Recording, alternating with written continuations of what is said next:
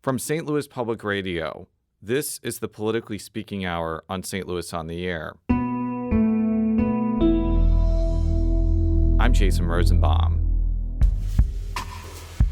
Bill Bradley made a huge impact in the world of sports, winning championships as an elite basketball player. And he eventually made his mark in the political world, too, winning 3 terms as a U.S. Senator from New Jersey and making a tangible impact on a host of key policy initiatives. Even though his playing days are long over and his political career came to an end after a bid for president in 2000, Bradley is still widely regarded for his thoughtfulness, his forward-thinking approach to racial equity, and, perhaps most notably for this show, his roots in Jefferson County, Missouri. Bradley was born and raised in Crystal City, a place that was critical for his development as a championship athlete and a national political figure. And he'll return to the St. Louis area this Saturday evening to accept the Stan Musial Lifetime Achievement Award for Sportsmanship, an honor bestowed onto sports legends like Hank Aaron, Albert Pujols, and Arnold Palmer. Here to discuss 3 of my favorite topics, basketball, politics, and Missouri, is former Senator Bill Bradley. Senator, welcome. Thank you very much, Jason. It's a pleasure to be with you. You excelled at basketball at a pretty early age. Do you recall when you were growing up in Crystal City when you fell in love with the sport? Yeah, I think that by the time I was in the 8th grade that I'd fallen in love with the sport.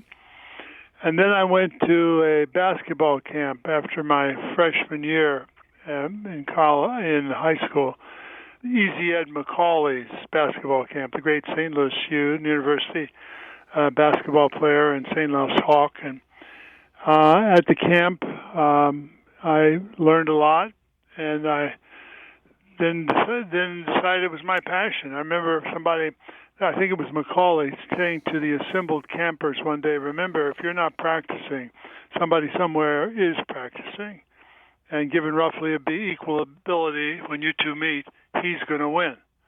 And I decided I never wanted to lose because I hadn't put in the effort. And that was the beginning of a workaholic life as a player, 3 hours a day on Mondays through Fridays, 4 or 5 hours on Saturdays and Sundays for 9 months a year for many, many years, beginning when I was about 14. You have often cited your upbringing in Crystal City, Missouri for a lot of key principles you learned in sports and politics. What were some of the most important lessons you learned during your upbringing in Jefferson County, Missouri?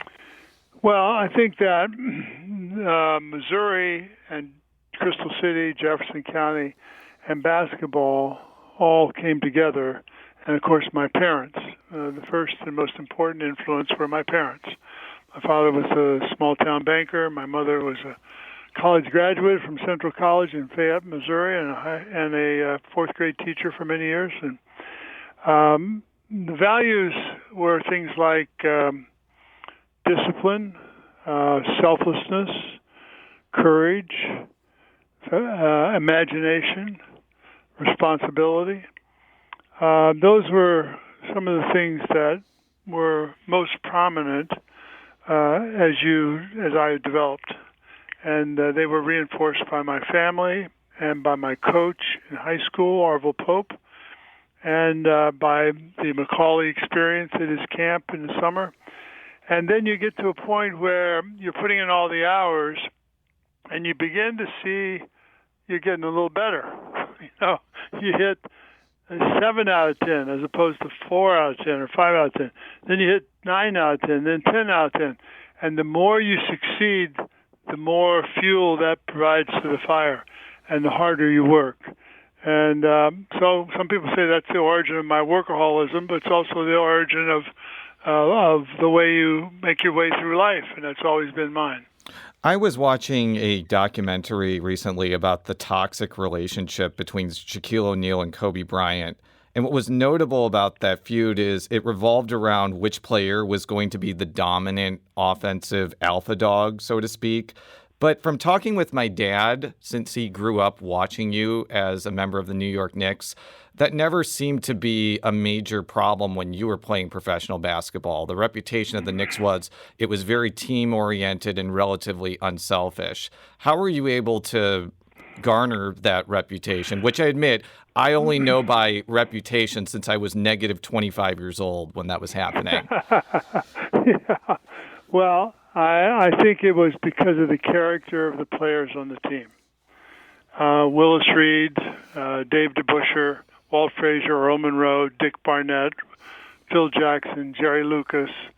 The fact is that each of us knew that no one of us could be as good individually as all five of us could be together, and that the highest thing you could experience in basketball was winning the championship, and you had to do that with five players.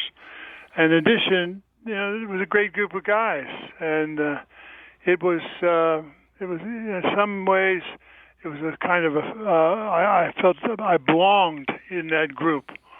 And the road was always a great experience, and I learned so much from them in terms of race, but also just in terms of how to operate in a world where the camera's on you. And so I was very lucky to be with a group of people who shared the same values I did about the game and the same convictions as to what they were prepared to do to help the team.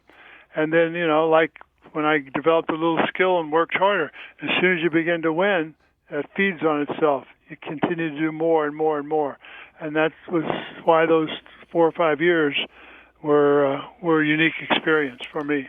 I want to stay on the topic of racial justice because I was reading a speech from your 2000 presidential campaign, and this line really struck me. When it came to race, the town was a little ahead of its time. The Little League was integrated before the schools. As a teenager, I remember our team walking out of restaurants in the Boot Heel of Missouri because they wouldn't serve our black catcher. Racism disturbed me then, and it still angers me now. For me, the only thing deserving of hate is hate itself. I'd like to know how this upbringing in Crystal City affected how you approached America's immense racial problems, especially during your time in elected office. Well, my father, who was a small-town banker, had a lot of wisdom, and one of the things he said is you can never tell who saved or paid back their loans by the color of their skin. Also, there was an African-American man who was the custodian at the bank, who I became very close to, and when he'd go on vacation, I'd take over his responsibilities, and he showed me the mystery of the mop, how you fling the strands wide, then pull them back and forth so you get the job of mopping the floor done in the shortest period of time. And, I talked about race with him, and he was a coach of his own Golden Gloves team. He was the one who helped put my basketball hoop up in the backyard, and he was very close to me. And then you go on through life and you find that with the Knicks, for example, I learned so much about race from my teammates. I mean, Dick Barnett tells me stories about his all-black Tennessee State team winning the small college national championship and going back to Nashville and going right from the airport to a lunch counter sit-in downtown where they were protesting segregated restaurants, like those segregated restaurants you read about in the Boot Heel for me. And he had to have the discipline not to respond when white people spit on him for trying to integrate the restaurant. African-American rookie in Mississippi tells me he'll always vote because for over 150 years, nobody in his family had a right to vote. Cassie Russell, the great player from Michigan and played with the Knicks and in San Francisco, he's late to practice one day. We're in Detroit, and he's late to practice. And so Red Holzman, the coach, finds him, and we start to practice for scrimmage, and he gets in a fight with a white teammate. And Willis Reed, who's African-American, of course, steps in to break it up, and Cassie snaps Uncle Tom And Will says, Uncle Tom, what's Uncle Tom going to do some ass whooping if you do that again? And only later did I discover that Kazi's lateness and foul mood came from being stopped by Michigan State Police on his drive down from Ann Arbor, where he went to college. And I had to lie spread eagle on the hood of his car while his trunk and back seat were searched. There was a wrong person stopped. And so all of these experiences come together to inform my own feeling about the importance of racial unity in our country and the importance of seeing beyond color to character and being able to realize that we're all so much better, not only as a team, but as a country, when we do things together than when we are constantly at each other's throats. To show how much foresight you had, here's another line from a speech you made in 1991.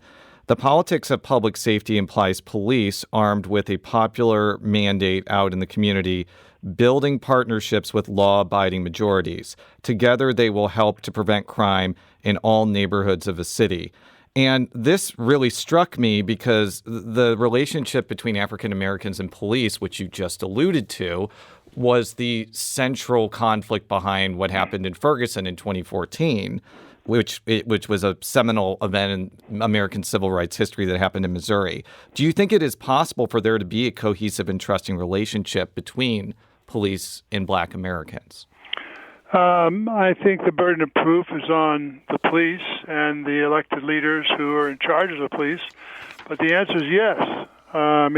First of all, it helps if you have an integrated police force and that you have what I just described and you read there, community policing, where part of the police, the job is to win the trust of the community, who then helps the police do their job, which is to get the bad guys and not to just rack up arrests for the books, And so I think, yes, it is possible. And farsighted leaders in the law enforcement community know that, and in many places they have managed to produce that kind of police force. We're talking today with former U.S. Senator Bill Bradley, a native of Crystal City, Missouri. Bradley will be receiving the Stan Musial Lifetime Achievement Award for sportsmanship this weekend. So this may be hard for some to believe, but you could make an argument that in the 1970s, New Jersey was a more Republican state than Missouri. In 1976, for instance, Missouri voted for Jimmy Carter while New Jersey went for Gerald Ford. It may seem like you may have wanted to go and run in Missouri because it may have been easier for you since you got a lot of fame there. Was there any reason you decided to make your political homestead in New Jersey instead of the Show Me State? Sure. It's actually where I was living. I left Missouri when I was 18 and went to college in New Jersey at Princeton. After college, I went to Oxford. After that, I came back to play with the Knicks, but I was in the Air Force Reserve in New Jersey. And over 10 years with the Knicks, I lived in New Jersey 6 of those 10 years, the last 6 years, and it became home. I got married. I had a child. I put down roots there. So there was a natural evolution from Missouri to New Jersey. And I'm sure that happens to a lot of people in America. We are peripatetic people. We move often. And the key is to be able to never lose your roots and add another home. And that's what I did. Were any of your Senate colleagues intimidated by you because of your stardom playing in the NBA? And most importantly, did any of them ever challenge you to a basketball game? And finally, even more importantly, was it Joe Biden who challenged you? You asked a number of questions there. I know, but I just got to know. None of them, whoever they were, challenged me to a basketball game. In fact, my first year or two in the Senate, I didn't even talk about basketball. And it got around that people who knew that.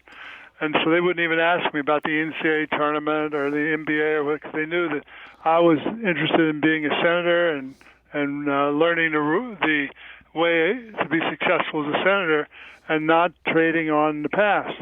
And then after I really felt that I had been accepted in the Senate and performed, I then, of course, loosened up and was willing to talk about basketball, and on occasion did with colleagues, but none of them were young enough to challenge me even then.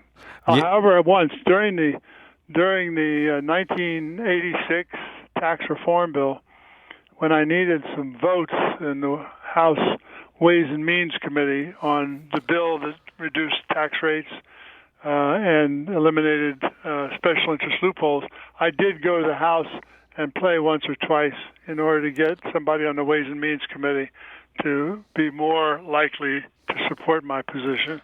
Yeah, for what it's worth, I actually asked former Governor Jay Nixon, who is a native of DeSoto, Missouri, if he ever played basketball against you. He said he has not, but he seems to recall the last time the Crystal City Hornets defeated the DeSoto Dragons was when you were at school there. And I just got to say, I'm not really 100% sure if that's accurate, because I'm sure Crystal City has beaten DeSoto at least once in the last 50 years.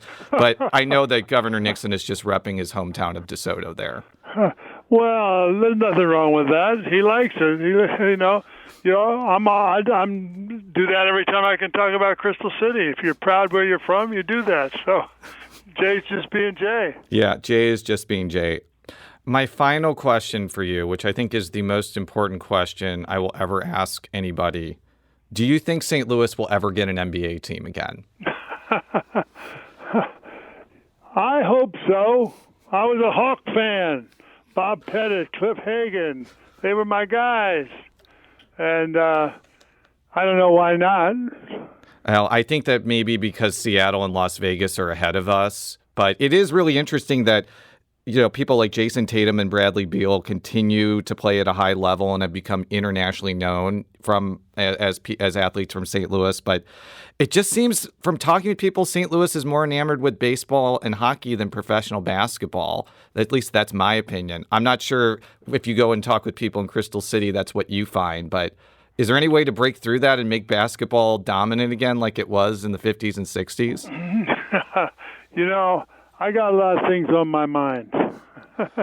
And I think if the people want to have it, if there's a far-sighted business person in St. Louis and the resources are there, they can make their case to the NBA and they stand a good chance as anybody else. I mean, you can get a team to move. That's what teams do. Not every team is succeeding, and a team that isn't succeeding might want to go to a place where they might succeed. And St. Louis has to make the argument in a convincing way that they could succeed in St. Louis. And then the NBA probably would be receptive. As an old St. Louis Hawk fan, I remember going down to Kiel Auditorium and watching those games. And I never will forget in 57 when the Hawks finally beat the Celtics. It was a great day. Well, I think that the St. Louis Knicks have a nice ring to it, so I think just transferring the Knicks to St. Louis seems like a good idea. Yeah, I'm sure that's a non-starter, but what can I say? It only shows that I'm from both places. It certainly does. Bill Bradley served 3 terms as a Democratic senator from New Jersey. He is a 2-time NBA champion who played for the New York Knicks, not the St. Louis Knicks, and he is a native of Crystal City, Missouri in Jefferson County. Bill Bradley will receive the Stan Musial Lifetime Achievement Award for Sportsmanship at this Saturday evening's Musial Awards at the Stiefel Theater. More information is available at musialawards.com, and the ceremony will air December 24th on CBS. Senator, thank you again for joining us. Thank you. I really appreciate it, Jason. You ask a lot of great questions. This episode was produced by Jason Rosenbaum and edited by Alex Hoyer. Our audio engineer is Aaron Dorr. Podcast designed by Aaron. Our executive producer is Alex Hoyer. St. Louis on the Air is a production of St. Louis Public Radio. Understanding starts here. St. Louis on the Air proudly supports local artists by using music from Life Creative Group. Do you find yourself regularly listening to episodes of St. Louis on the Air? Suggest us to a friend you think might enjoy our conversations, and leave us a review and rating on Apple Podcasts on the App Store. It's the simplest way to help people discover our show. Thank you. St. Louis Public Radio is a member-supported service of the University of Missouri St. Louis.